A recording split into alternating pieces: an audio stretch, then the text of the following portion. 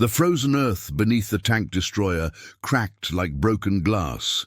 As Murphy approached the burning hulk, its twisted metal frame silhouetted against the grey January sky of the Vosges Mountains. Smoke poured from the engine compartment, but the main gun still pointed toward the tree line where German positions had been quiet for the past hour. Too quiet for Murphy's liking. The 3rd Infantry Division had been holding this stretch of frozen French countryside for 3 days, and every man knew the enemy was planning something.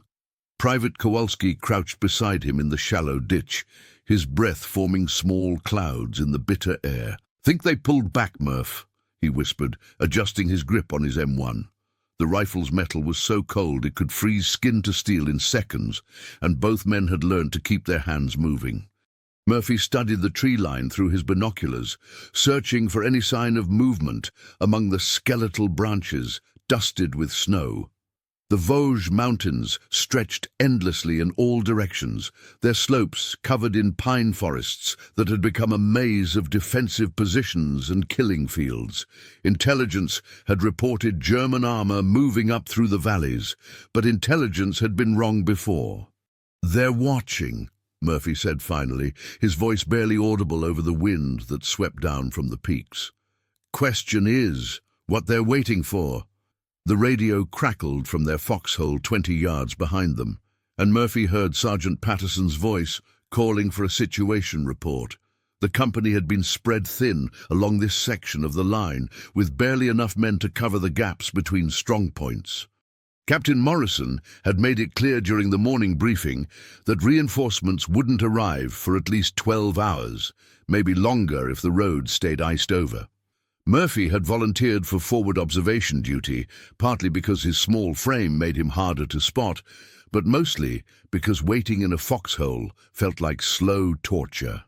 Action, even dangerous action, was better than sitting still while his mind conjured up images of German tanks rolling through their positions. He'd seen what happened to infantry caught in the open by armor, and the memory of those twisted bodies still visited his dreams. The tank destroyer behind them had been knocked out during yesterday's probe attack, its crew evacuated under covering fire while German mortars walked across their position. But the main gun remained intact, and Murphy had noticed something the others had missed. The weapon could still traverse, still fire, if someone was willing to risk operating it under direct observation. Kowalski fumbled with his canteen, trying to break ice that had formed around the cap. "My sister wrote that it's 70 degrees back in Chicago," he muttered. 70 degrees, and she's complaining about the cold.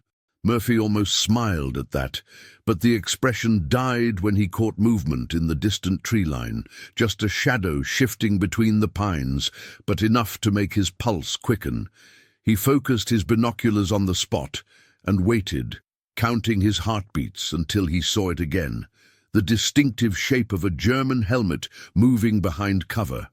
"They're still there," he said, lowering the binoculars, "probably waiting for their armor support."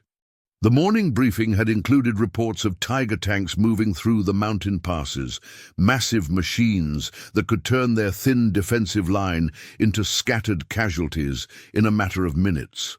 Murphy had studied the terrain maps until he could trace every ridge and valley in his sleep, searching for positions where a small force might slow down a larger one long enough for help to arrive. Behind them, the radio chattered with updates from adjacent units. 2nd Platoon had reported probing attacks during the night. 3rd Platoon was requesting ammunition resupply. Battalion wanted hourly reports on enemy activity, as if the Germans would be polite enough to announce their intentions over the radio nets. Murphy slid back toward their communications position, leaving Kowalski to maintain watch on the tree line. The foxhole they'd carved from the frozen earth was barely deep enough to protect 2 men. Its walls reinforced with logs scrounged from destroyed farm buildings. Sergeant Patterson huddled over the radio, his face drawn with exhaustion from 3 sleepless nights. "Anything?" Patterson asked, not looking up from the handset. "They're moving around out there," Murphy reported. "Can't tell how many, but they're not gone." Patterson nodded grimly and keyed the radio. Baker 6.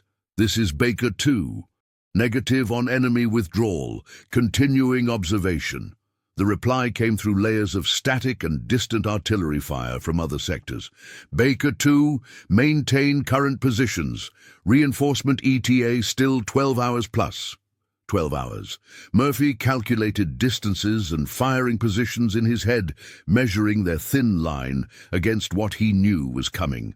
The burned-out tank destroyer caught his attention again, its turrets still pointing toward the most likely avenue of German approach. Something about that weapon nagged at him, a tactical possibility that felt both promising and terrifying.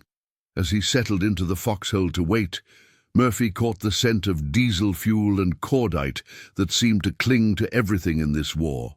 The smell would follow him for decades, appearing without warning to transport him back to this moment when everything balanced on the edge of violence, and one man's choice might mean the difference between holding the line or watching it collapse.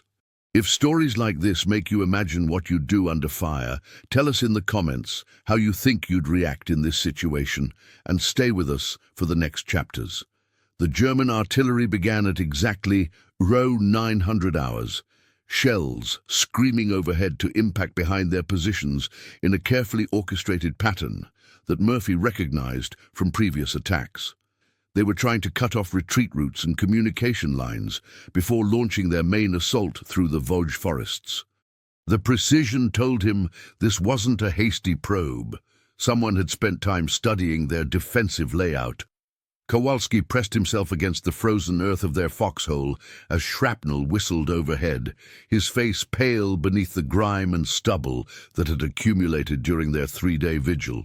"They're really coming this time," he said, and Murphy heard the tremor in his voice that every soldier learned to recognize in himself and others. Murphy nodded, checking his rifle and the extra bandoliers of ammunition they'd positioned around their fighting position.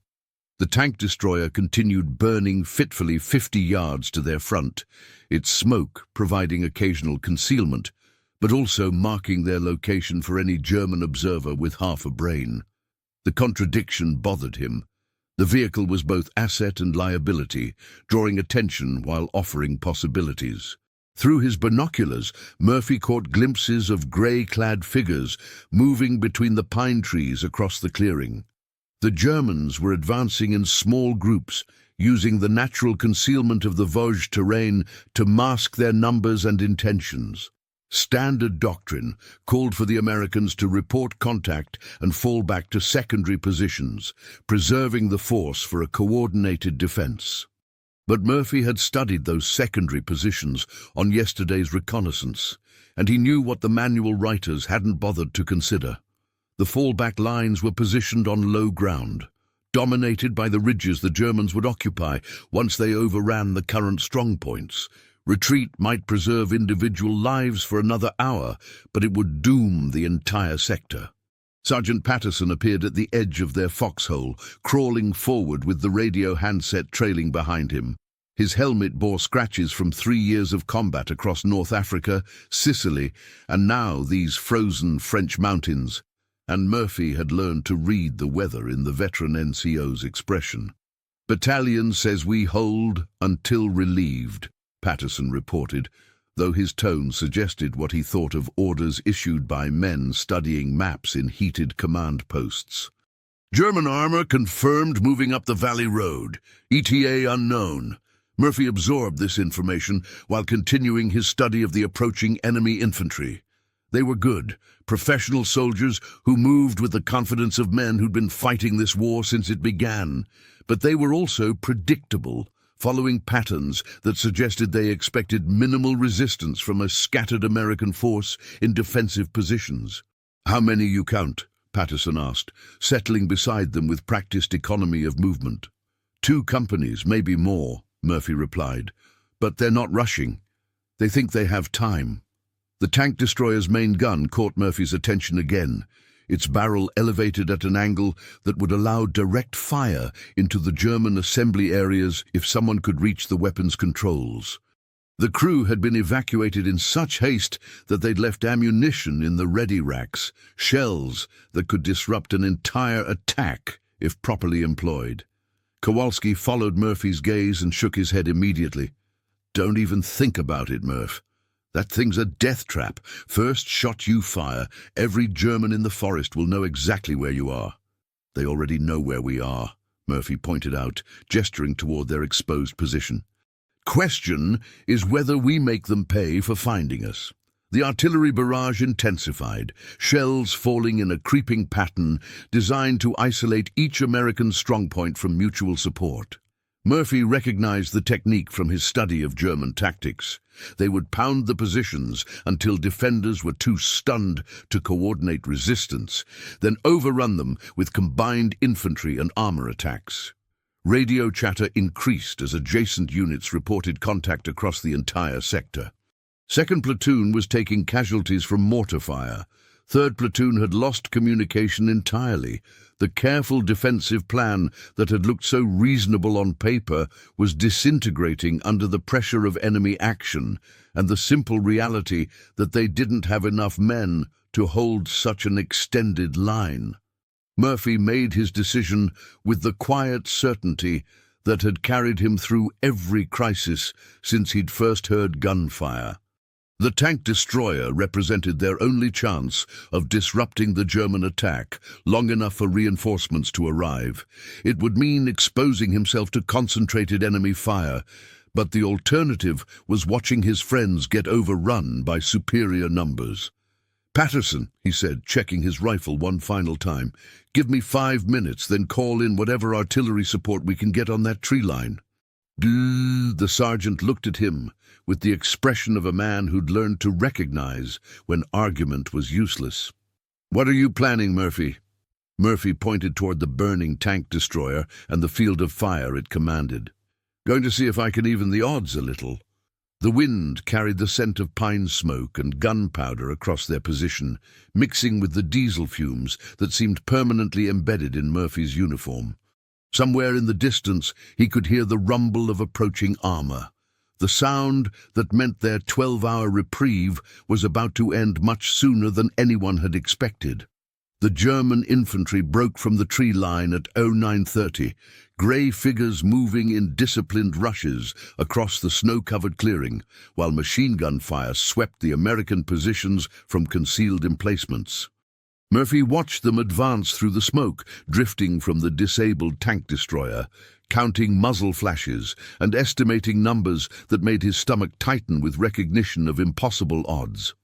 Kowalski fired measured shots from their foxhole, his M1 cracking steadily as he engaged targets at maximum effective range. "There's too many of them, Murph," he called over the increasing volume of gunfire. "We need to pull back before they get close enough for grenades."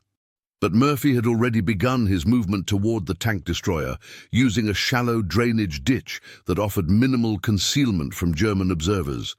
The vehicle's main gun pointed directly toward the enemy assembly area, its controls still accessible if he could reach the turret without drawing concentrated fire from every rifle in the attacking force. The radio crackled with increasingly desperate communications from units across the Vosges sector. "Baker 4 is taking heavy casualties. Charlie Company requests immediate artillery support. German armor moving up the main valley road. ETA 15 minutes. Each transmission painted a clearer picture of a coordinated enemy offensive designed to roll up the entire American defensive line. Sergeant Patterson's voice cut through the chaos. "All Baker elements, we are authorized to withdraw to secondary positions on order. Prepare for displacement." Murphy paused at the edge of the ditch, close enough now to smell the acrid smoke pouring from the tank destroyer's engine compartment.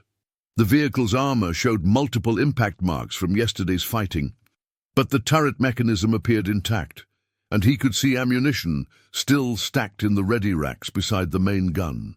Movement in the German lines caught his attention. Teams of soldiers setting up what looked like anti-tank weapons in positions that would command the retreat routes to those secondary positions Patterson had mentioned. Murphy realized with cold clarity that the enemy had anticipated American doctrine, positioning their forces to turn an orderly withdrawal into a running slaughter.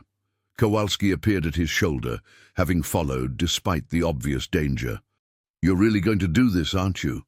Murphy nodded, checking the grenades on his belt and the ammunition pouches that might have to sustain him through whatever came next. Someone has to slow them down long enough for the others to get out.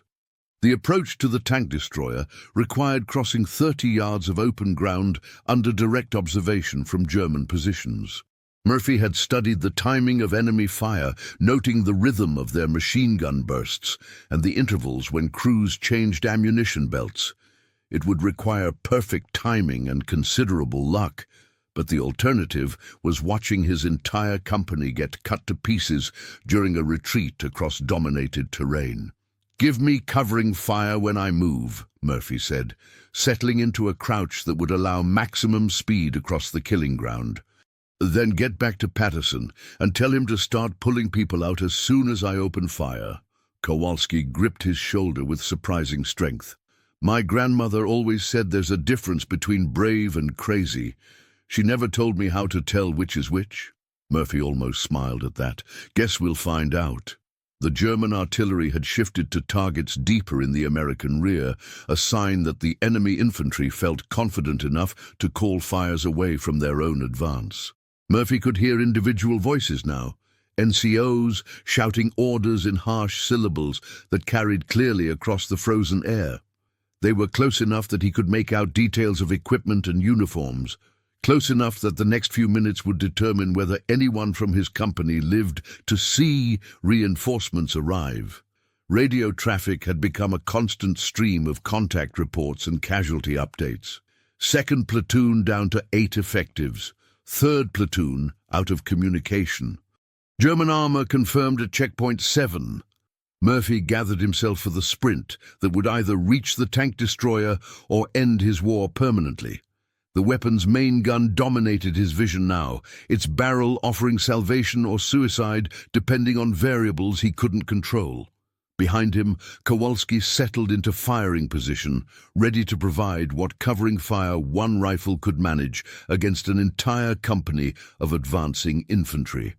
The wind shifted, carrying the sound of tank engines from the valley road, where German armor was grinding forward through the snow and mud of the Vosges approaches. Murphy calculated distances and timing, measuring his chances against the tactical reality that someone had to buy time for the others to escape, and that someone was going to be him. The scent of cordite and diesel fuel filled his nostrils as he prepared to sprint across ground that would be swept by fire from positions he couldn't even see.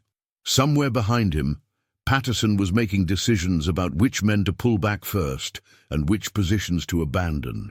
Somewhere ahead, German soldiers were advancing with the confidence of men who had broken American lines before. Would you follow the orders exactly, or trust what your own eyes and instincts tell you in a moment like this? Comment which path you'd take, and share this episode with someone who loves real human stories from history. Murphy sprinted across the open ground in 3-second rushes, diving behind scattered debris while German rifle fire snapped overhead with the distinctive crack that meant bullets were passing close enough to kill. The tank destroyer loomed larger with each bound, its smoking hulk offering both sanctuary and trap, depending on whether he could reach the turret before concentrated fire found him. Kowalski's M1 barked steadily from the foxhole, drawing some attention away from Murphy's advance, but the German infantry had spotted movement and were adjusting their fire accordingly. Bullets sparked off the tank destroyer's armor as Murphy reached the vehicle's rear deck, the impacts ringing like hammer blows against an anvil. The turret hatch stood open, revealing controls that Murphy had studied during training exercises but never operated under combat conditions. German voices were shouting now, NCOs, directing their men to suppress the lone American who had somehow reached the disabled vehicle. Murphy dropped through the hatch as machine gun fire raked the turret's exterior, the bullets producing a sound like deadly rain against metal roofing. Inside the fighting compartment, ammunition was stacked exactly where doctrine specified, high explosive shells that could disrupt an infantry attack if he could master the gun's elevation and traverse mechanisms quickly enough. The main weapon, was a 76mm gun with sufficient range to reach the German assembly areas, but operating it alone would require him to function as gunner, loader, and commander simultaneously. The first shell loaded with mechanical precision despite his trembling hands, muscle memory from countless training repetitions overriding the terror that threatened to freeze his mind. Through the gunner's periscope, Murphy could see German infantry advancing in extended formation, their confidence evident in movements that suggested they expected minimal resistance from scattered American defenders. The Vosges Mountains provided a backdrop of snow-covered ridges and dark pine forests, as Murphy traversed the gun toward the largest concentration of enemy soldiers. His first shot would reveal his position to every German in the area, making the tank destroyer a magnet for every weapon that could reach it. But the alternative was watching his friends get overrun by numbers they couldn't hope to match. Radio traffic from the company net crackled through speakers that the evacuated crew had left connected. Baker 6, this is Baker 2. Request immediate artillery on grid 347291. German infantry in company strength moving against our positions. Murphy fired his first round at a range of 800 meters, the high-explosive shell detonating among a group of German soldiers who had been advancing with textbook precision. The effect was immediate and devastating. Bodies scattered across the snow, while survivors dove for whatever cover they could find in the relatively open terrain. Reloading required precious seconds, during which German fire intensified dramatically. Every rifle and machine gun in the attacking force now focused on the tank destroyer that had suddenly become a threat to their entire operation. Bullets hammered the turret with increasing frequency, searching for any opening that might allow them to eliminate the gunner who had disrupted their carefully planned assault. Murphy's second shot targeted a machine gun position that had been providing suppressive fire for the German advance. The shell landed close enough to silence the weapon and force its crew to seek better cover, removing one source of fire that had been keeping American defenders pinned in their foxholes. Through the periscope, Murphy could see the effect his intervention was having on enemy movements. The disciplined advance had stalled as junior leaders tried to assess this new threat and coordinate a response. Some soldiers were pulling back toward the tree line, others were attempting to flank the tank destroyer, and a few were simply lying flat and hoping not to become targets. The sound of approaching tank engines grew louder, German armor grinding up the valley road in direct support of the infantry attack. Murphy knew he had perhaps minutes before enemy tanks arrived, with guns large enough to destroy his position from ranges he couldn't hope to match. But those minutes might be enough to allow Patterson to extract the company from positions that had become untenable. His third shot landed among a group of German soldiers who had been setting up what appeared to be a mortar position. The explosion sent men and equipment flying in different directions, eliminating another weapon that could have made American withdrawal impossible under fire. Kowalski's voice crackled over the radio. "Murph, German armor coming up the road. You need to get out of there." But Murphy was already loading his fourth round, hands moving with automatic precision while his mind calculated angles and distances for shots that might buy just a few more minutes. The tank destroyer had become the focal point of the entire battle, drawing German attention away from other American positions and allowing scattered defenders to begin their movement towards secondary lines. Outside, the volume of incoming fire had reached levels that made the turret ring like a bell under constant impact. Murphy could feel the vehicle shuddering under repeated hits, armor that had protected him so far beginning to show signs of stress under concentrated enemy attention. But the gun still fired, still reached targets that could help his friends escape the trap that this position had become. The scent of cordite filled the fighting compartment as Murphy prepared what he knew might be his final shot. The round that would either complete his mission or mark the end of his war in these frozen Vosges Mountains, where so many other young men had already given everything they had. The German Panzer IV appeared at the edge of the tree line like a mechanical predator, its long gun traversing toward Murphy's position with deliberate menace. Murphy had perhaps 30 seconds before the enemy tank achieved firing position, 30 seconds to accomplish what the after-action reports would never capture, the moment when staying meant certain death, but leaving meant watching his friends die. Through the tank destroyer's periscope, Murphy could see Sergeant Patterson organizing the withdrawal of surviving squad members, men leapfrogging between covered positions, while German rifle fire searched for targets among the scattered American defenders.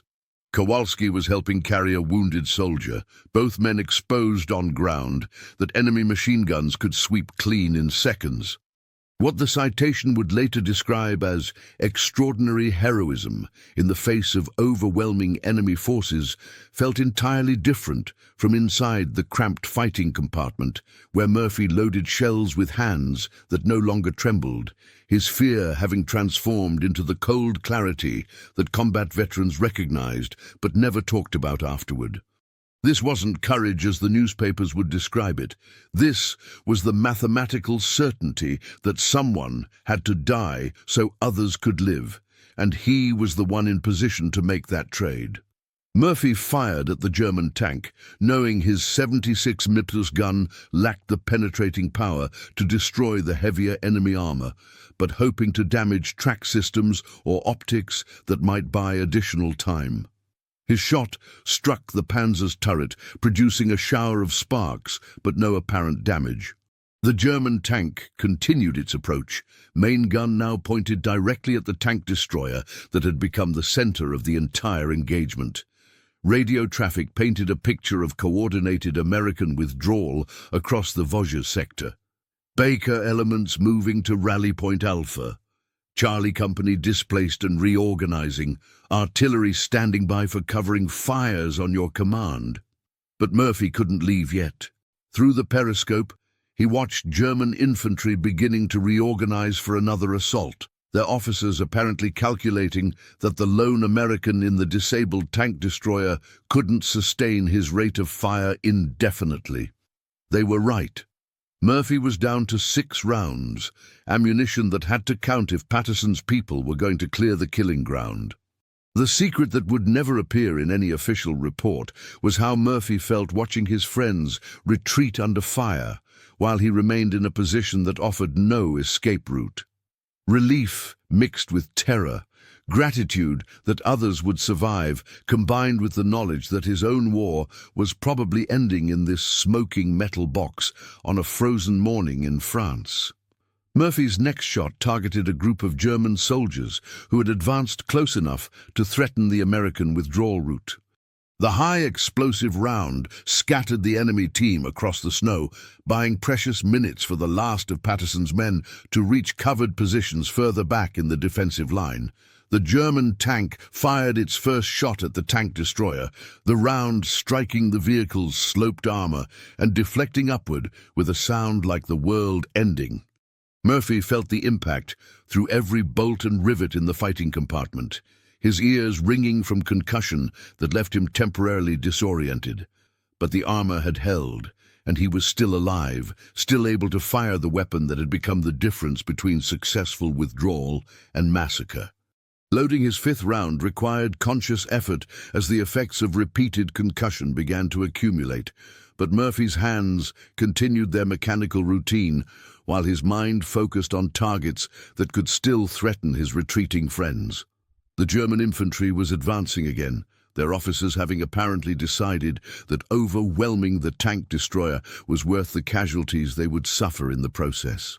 Murphy fired at the largest concentration of enemy soldiers, his shot landing close enough to force them back toward the tree line, but not close enough to eliminate the threat entirely. 2 rounds remaining, and the German tank was positioning for another shot at his position, its crew undoubtedly confident that concentrated fire would eventually penetrate armor that hadn't been designed to withstand sustained attack. Through the radio, Murphy could hear Patterson's voice coordinating the final elements of their withdrawal. Last squad moving now. All Baker elements clear of immediate contact area. Murphy, get out of there while you still can. But Murphy loaded his sixth round, knowing that the German infantry was preparing one final rush that could still catch American stragglers in the open if someone didn't disrupt their timing. The mathematics of the situation had become brutally simple. Every shot he fired bought time measured in human lives, and he had enough ammunition for exactly one more calculation.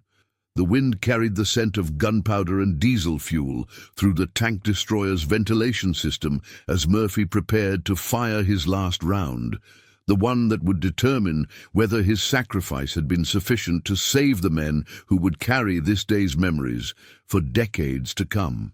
Murphy's final shot struck the German tank's track system, immobilizing the vehicle just as its gun fired a second round at his position.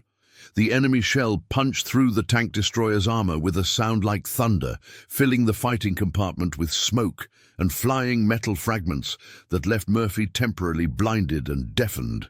When his vision cleared, Murphy found himself still alive but trapped in a vehicle that was rapidly becoming an oven.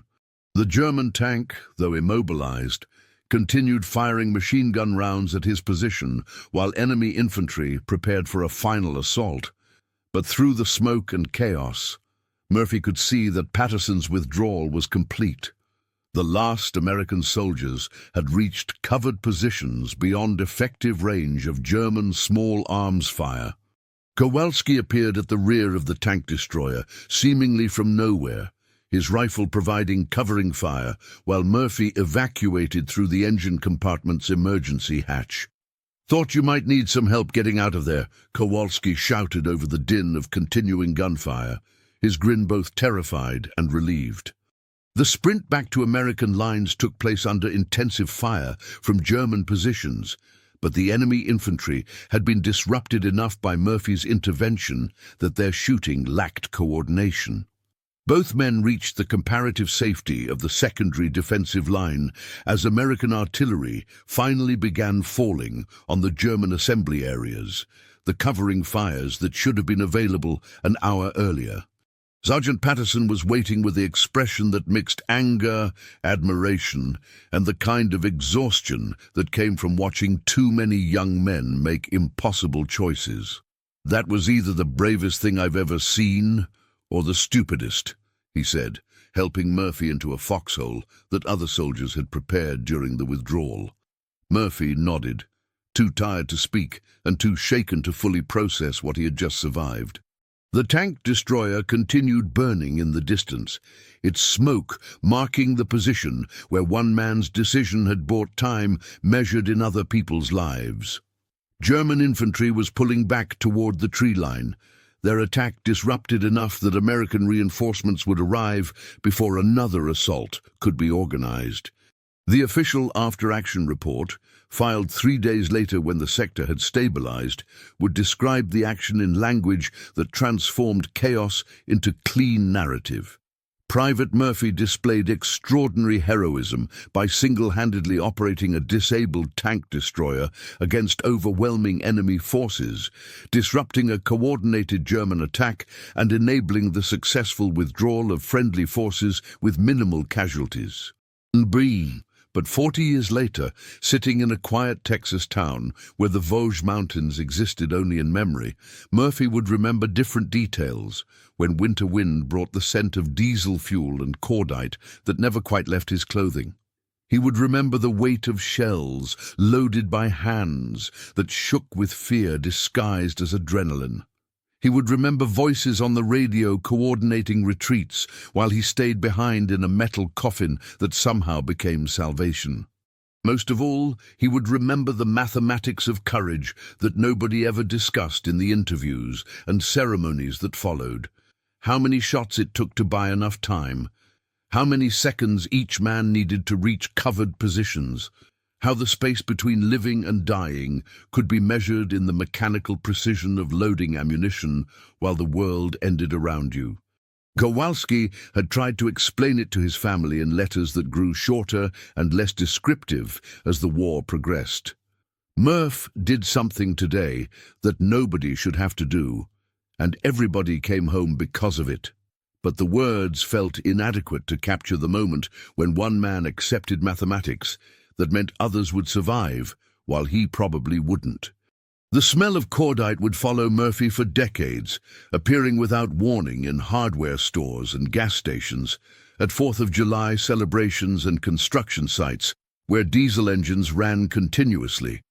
Each time, he would be 19 again, loading shells in a burning tank destroyer while friends retreated across ground that measured their lives in seconds and distances. Patterson had submitted the citation using language that transformed lived experience into official recognition, but the sergeant knew that medals represented only the surface of what had happened in those frozen Vosges mountains. The real story lived in the silence that followed Murphy whenever people asked about his war, and in the way his hands would sometimes shake when winter wind brought back the scent of a morning when everything balanced on the edge of mathematics no young man should have to calculate. The German offensive had been stopped, reinforcements had arrived, and the sector had held long enough for larger strategic movements to develop. In the sweep of military history, the action would merit perhaps a paragraph in unit histories and a line in the citations that documented extraordinary service.